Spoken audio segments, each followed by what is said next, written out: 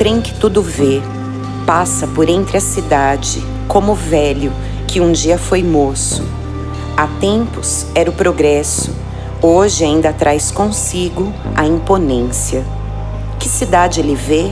Vagões cheios de cargas, de histórias, de ferro e de ferrugem.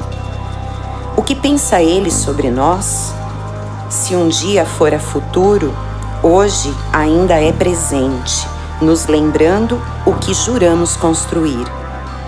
Cidades inteiras a ferro e fogo, reservas, construções, viadutos e rodovias, fluxos, memórias, trajetos.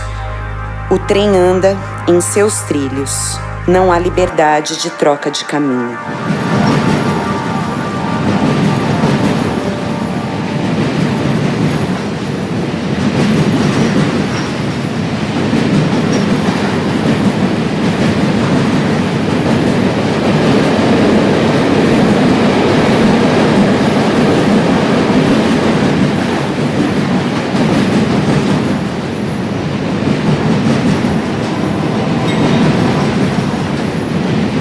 Sentíamos medo. Ferrovias nos lembram da dureza, corredeiras de máquina. Fúria imperativa da passagem anunciada pelo apito. Traz progresso? Isso era no tempo em que o que durava mais tinha mais valor. No ferro, no aço, nas construções tão sólidas quanto o nosso anterior pensamento. Transpassa o passado por dentro da cidade moderna. Ferros, vias, passagem incontrolável que impõe pausas no centro da cidade. Carrega grãos, farinha, carrega a natureza.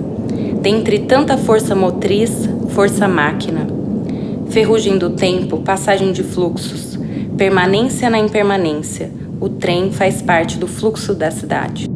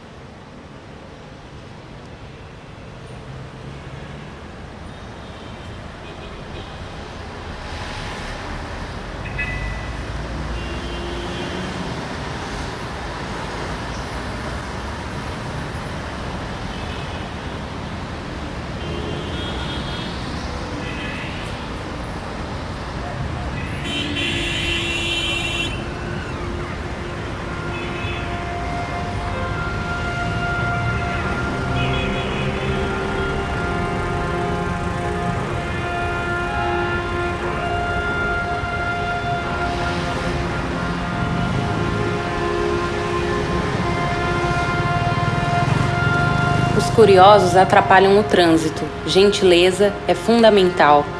Não adianta esquentar a cabeça, não precisa avançar no sinal. Dando seta para mudar de pista ou para entrar na transversal. Pisca-alerta para encostar na guia, para-brisa para o temporal. Já buzinou? Espere, não insista. Desencoste o seu do meu metal. Devagar para contemplar a vista, menos peso no pé, no pedal. Não se deve atropelar um cachorro, nem qualquer outro animal. Todo mundo tem direito à vida, todo mundo tem direito igual. Motoqueiro, caminhão, pedestre, carro importado, carro nacional. Mas tem que dirigir direito, para não congestionar o local. Tanto faz você chegar primeiro. O primeiro foi seu ancestral.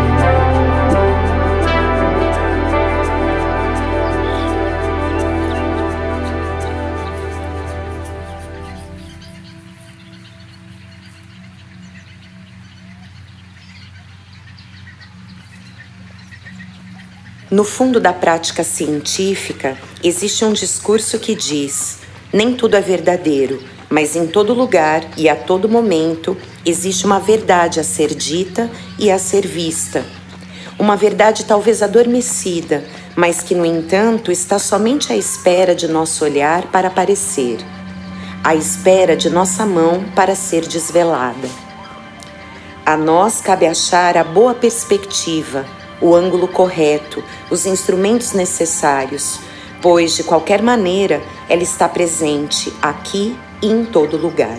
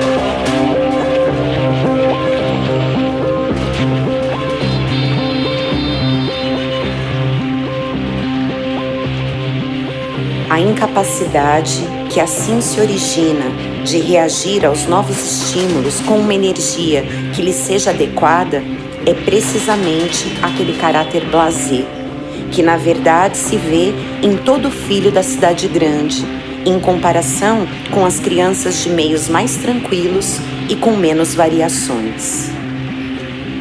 A essa fonte fisiológica do caráter blasé da cidade grande somam-se as outras, que desagam na economia monetária. A essência do caráter blasé é o embotamento frente à distinção das coisas. Não no sentido de que elas não sejam percebidas, como no caso dos parvos, mas sim de tal modo que o significado e o valor da distinção das coisas, e com isso das próprias coisas, são sentidos como nulos. Elas aparecem ao blasé em uma totalidade acinzentada e baça, e não vale a pena preferir umas em relação às outras. Essa disposição anímica é o reflexo subjetivo fiel da economia monetária, completamente difusa.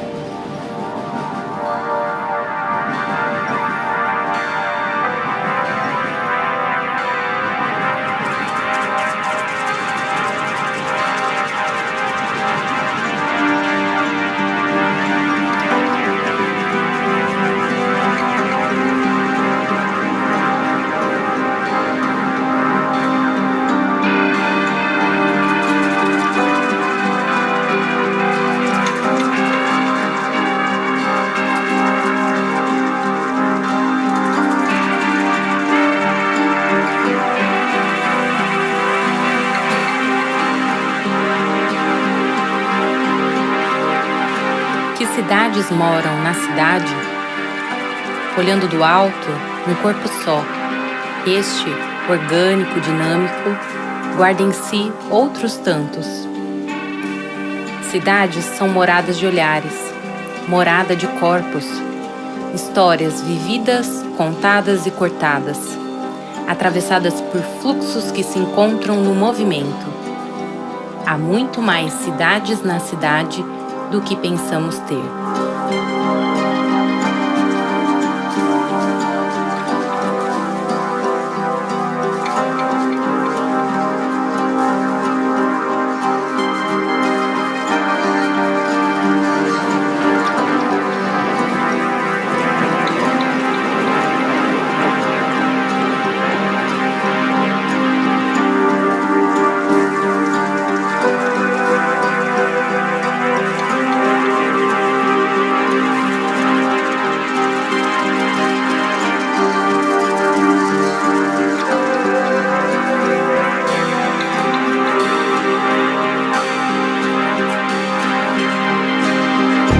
A máquina moe carne, escogita, atrai braços para a lavoura, não faz atrás de casa, usa artefatos de couro, cria pessoas à sua imagem e semelhança e aceita encomendas de fora.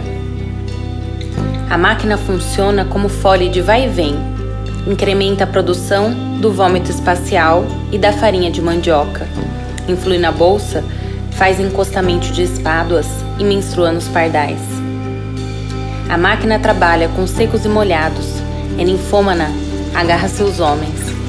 Vai às chás de caridade, ajuda os mais fracos a passarem fome e dá às crianças o direito inalienável a sofrimento na forma de acordo com as leis e as possibilidades de cada uma. A máquina engravida pelo vento, fornece implementos agrícolas, condecora. É guiada por pessoas de honorabilidade consagrada que não defecam na roupa. A máquina dorme de touca, dá tiros pelo espelho e tira coelhos do chapéu. A máquina tritura anêmonas, não é fonte de pássaros, etc, etc.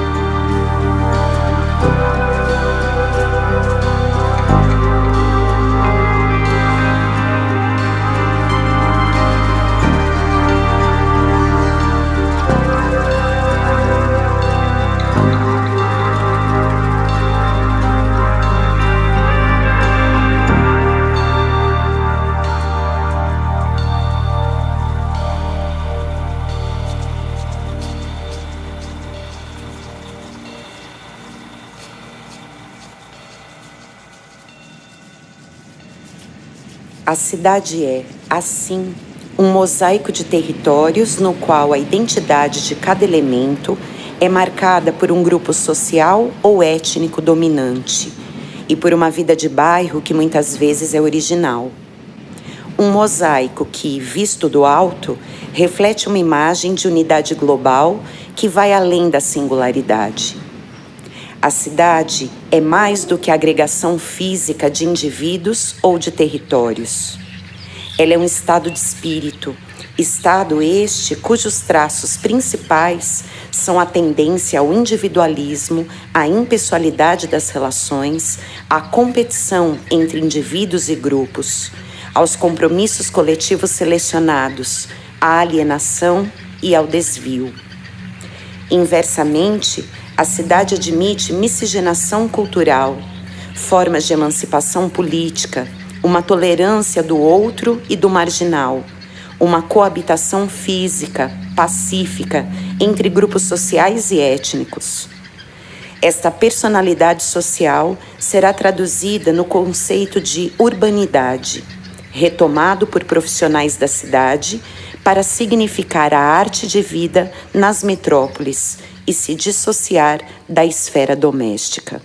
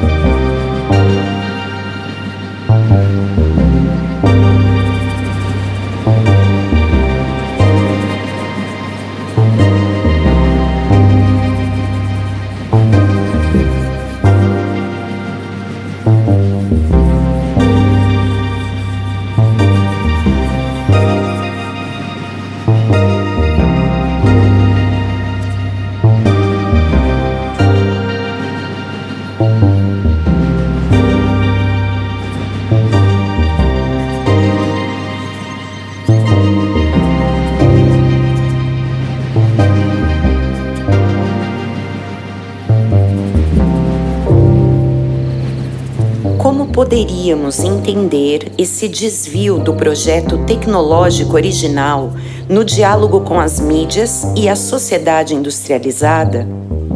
Ora, a arte-mídia é justamente o lugar onde essa questão encontra uma resposta consistente. O fato mesmo de as suas obras estarem sendo produzidas no interior dos modelos econômicos vigentes, mas na direção contrária deles, faz delas um dos mais poderosos instrumentos críticos que dispomos hoje para pensar o modo como as sociedades contemporâneas se constituem, se reproduzem e se mantêm. Pode-se mesmo dizer que a arte-mídia representa hoje a metalinguagem da sociedade midiática, na medida que possibilita praticar, no interior da própria mídia e de seus derivados institucionais, portanto, não mais nos guetos acadêmicos ou nos espaços tradicionais de arte, alternativas críticas aos modelos atuais de normatização e controle da sociedade.